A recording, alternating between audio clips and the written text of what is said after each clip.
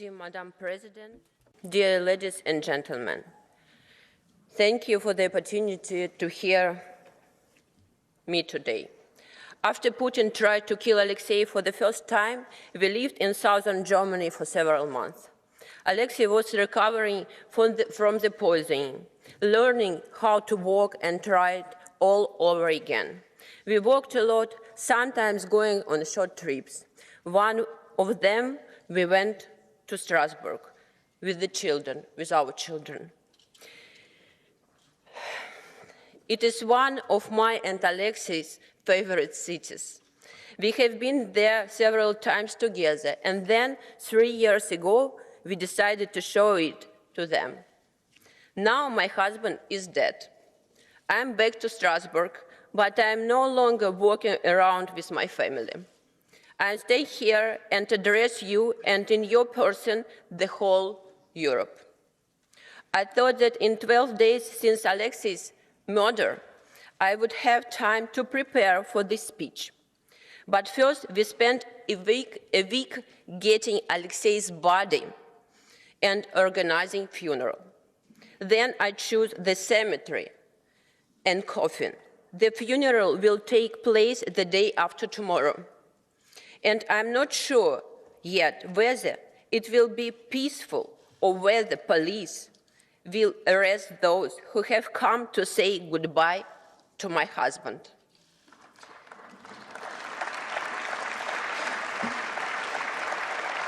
Thank you. However, I'm standing here because your voters have an important question. They are asking you about it, and then you're asking me. The question is, how can I help you in your fight? Last Saturday was 2 years since Putin started a full-scale war against Ukraine, a brutal and sneaky war. The whole world rushed to Ukraine's aid, but 2 years passed. There is much exhaustion, much blood, much disappointment, and Putin has gone nowhere.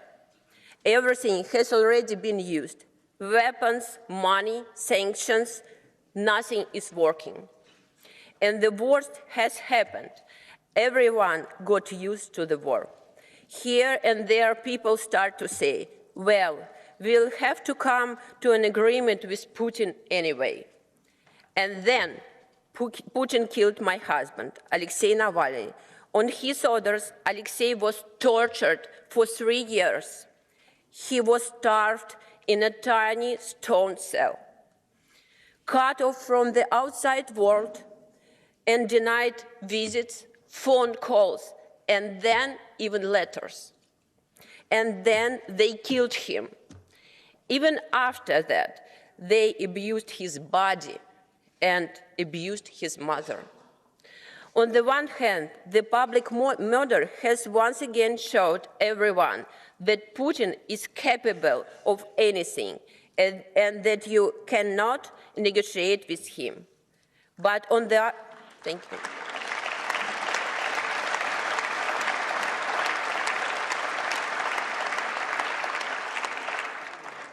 But on the other side, I can also see how shocked everyone is. Many people have the feeling that Putin cannot be defeated at all. And in this desperation, they are now asking me, how can I help you? And I'm thinking about how Alexei would answer this question. I will try to answer, but to do so, I have to tell you a little about what he was like. Alexei was an inventor. He always had new ideas for everything, but especially in politics. You have elections at the beginning of June. Many of you will be campaigning, meeting voters, giving interviews, shooting commercials. Now imagine that all of this is impossible. No TV station will do an interview with you. No money in the world can help you with the commercial. and the voters who came to the meetings will be arrested along with the candidate. Welcome to Putin's Russia.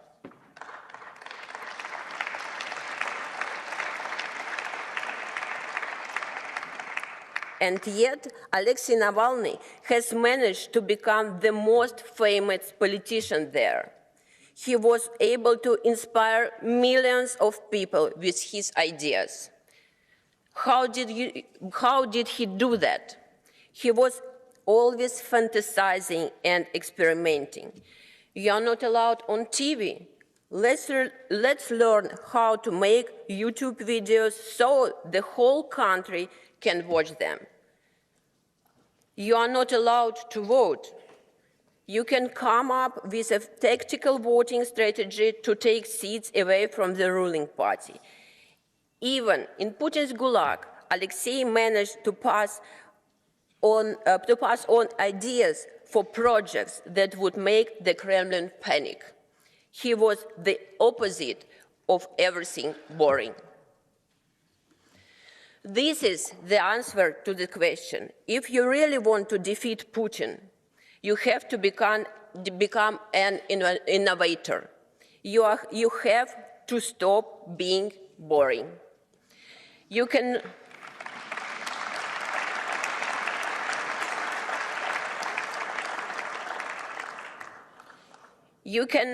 hurt Putin with another resolution or another set of sanctions.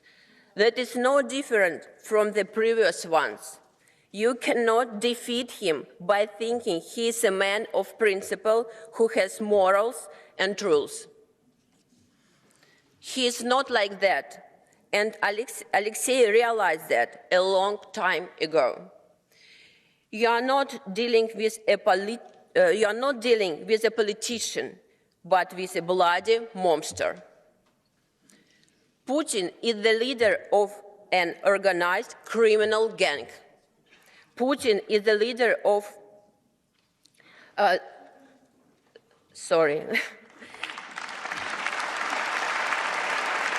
Thank you.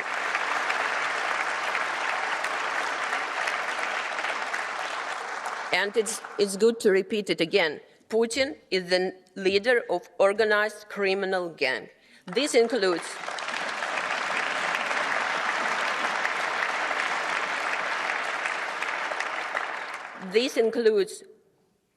poisoners and assassins, but they are just puppets. The most important thing is the people close to Putin, his friends, associates, and keepers of mafia money. You and all of us must fight the criminal gang, and the political innovation here is to apply the methods of fighting organized crime, not political competition. Not diplomatic notes, but investigations into the financial machinations, not statements of concern, but a search of mafia associates in your countries for discreet lawyers and financiers who are helping Putin and his friends to hide money. In this fight, you have reliable allies. There are tens of millions of Russians who are against war, against Putin, against the evil he brings. We must not persecute them. On the contrary, you must work with them, with us.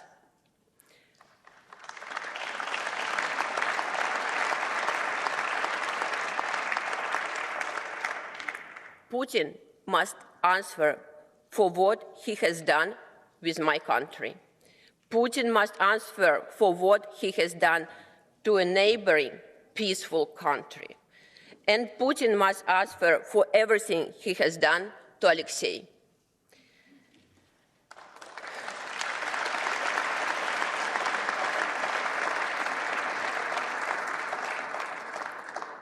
My husband will never see what the beautiful Russia of the future will look like.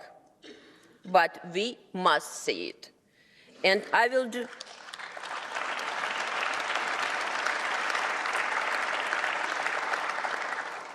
and I will do my best to make his dream come true. The evil will fall, and the beautiful future will come. Thank you.